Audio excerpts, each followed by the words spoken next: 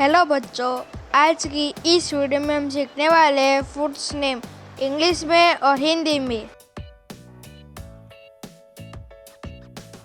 हिंदी में जलेबी,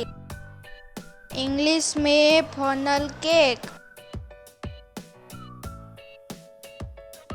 हिंदी में समोसा, इंग्लिश में रिसोल, हिंदी में पकोड़े, इंग्लिश में फ्रीटर्स,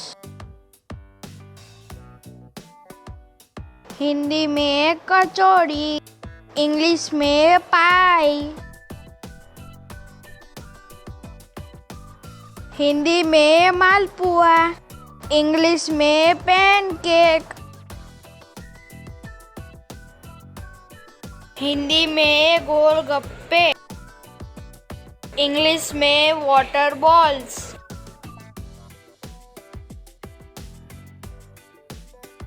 हिंदी में आलू टिक्की,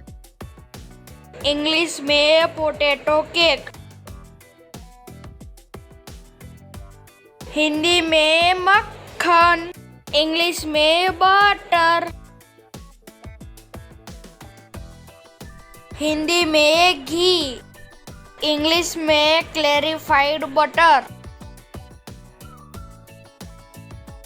हिंदी में दही, इंग्लिश में कर्ड, हिंदी में रोटी, इंग्लिश में चपाटी,